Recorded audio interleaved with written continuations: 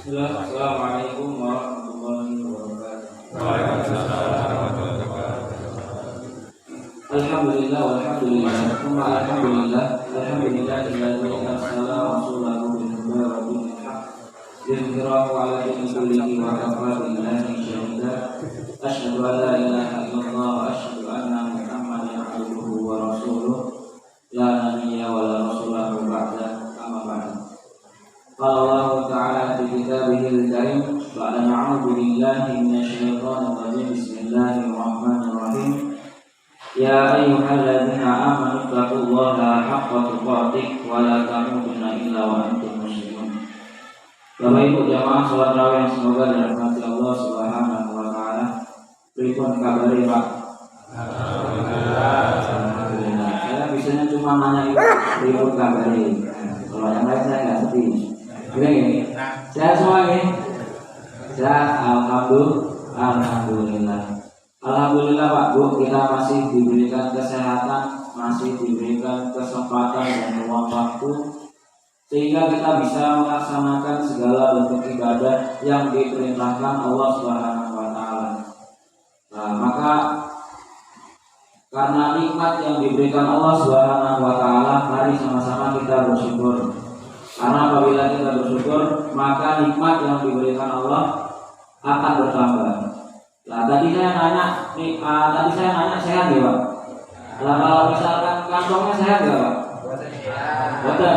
Wah, angel Pak. Nah, nanti insya Allah akan diberikan Allah Subhanahu wa taala. Intinya kita yakin Allah Maha Pemberi. Gitu nih. Kemudian salawat dan salam kita hadiahkan kepada junjungan alam Nabi besar Muhammad sallallahu alaihi wasallam, para keluarga, sahabat, tabi'in serta orang-orang yang istiqomah di jalannya. Sebelum kita mulai Pak, masih ingat nama saya enggak Pak? Siapa? Nama saya yang tadi imamin, namanya Imam. Gampang Pak, masa lupa Pak? Aneh. Nama saya Imam ya Pak. Nama saya Imam, temannya Mas Rian, saya. Bapak Ibu yang semoga dirahmati Allah Subhanahu wa taala. Pada malam hari ini saya mau nanya dulu Pak, kita sepakat nggak Pak? Tujuan kita di dunia ini adalah untuk beribadah kepada Allah. Setuju nggak Pak? Setuju ya? Nah, jelas setuju. Kalau nggak setuju ya namanya kita melawan ayat Allah. Wa ma khalaqatul jinna wal insa illa liya'budun. Tidaklah aku ciptakan jin dan juga manusia itu untuk beribadah kepada Allah. Nah, ini Bapak Ibu sekalian yang semoga dirahmati Allah Subhanahu wa taala.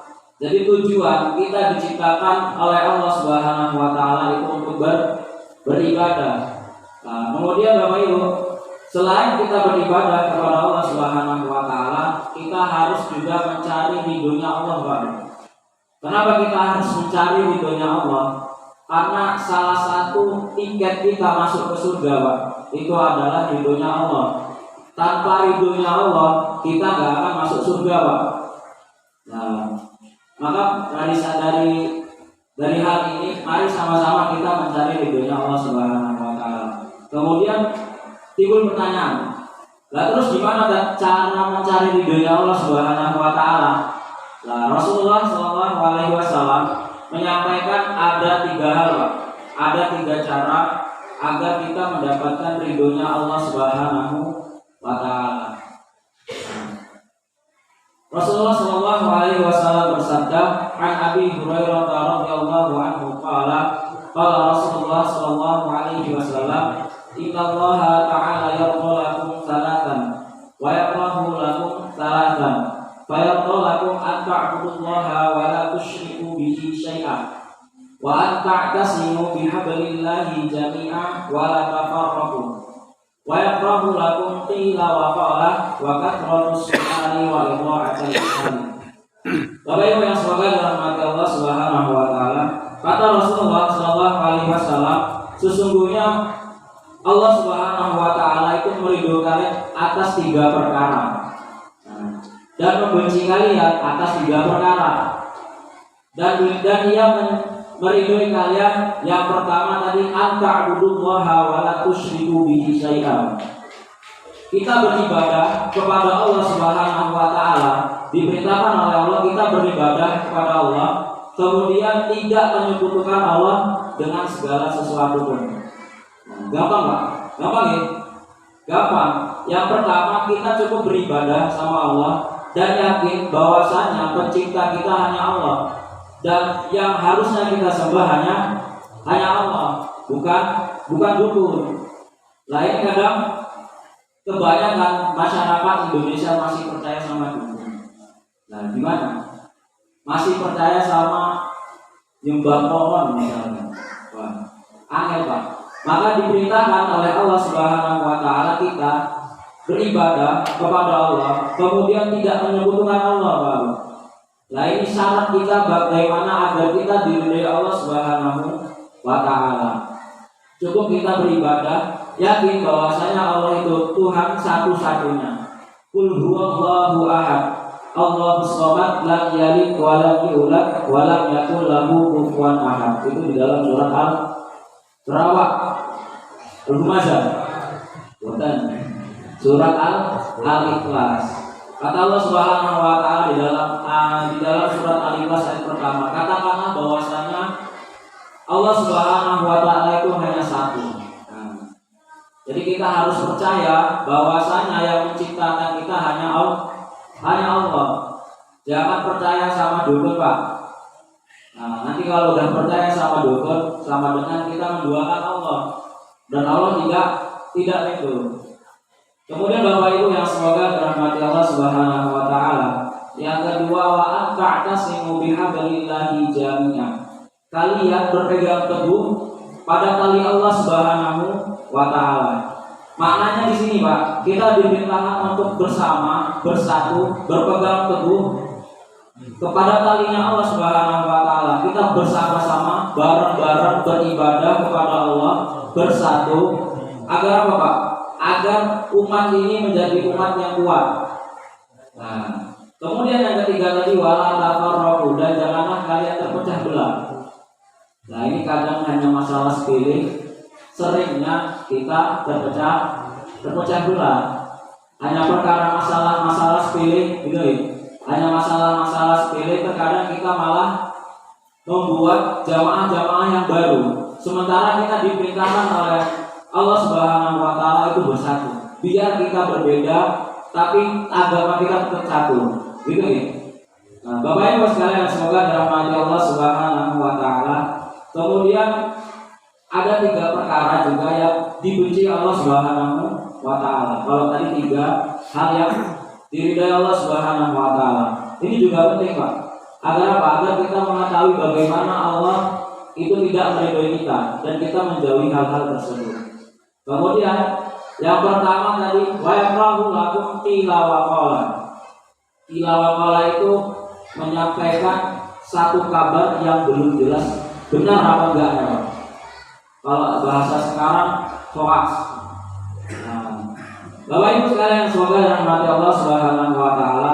Maka ketika kita belum jelas mendapatkan suatu kabar tersebut, maka jangan sekali-sekali kita menceritakan hal tersebut, Pak. Contohnya apa, Pak? Misalkan seandainya ada seorang tetangga, kita sebut si A. Nah, ada yang mengatakan bahwasanya dia mencuri misalnya. Nah, kita tanpa nanya langsung, Pak, tanpa nanya ini benar nggak dia curi, tanpa kita langsung tabayun ke dianya, kita langsung cerita kemana-mana. Nah, ini yang dibenci oleh Allah Subhanahu wa taala. Kalau kita tahu aib saudara kita, ditutup, Pak. Sementara Allah Subhanahu wa taala yaitu menutup aib hambanya.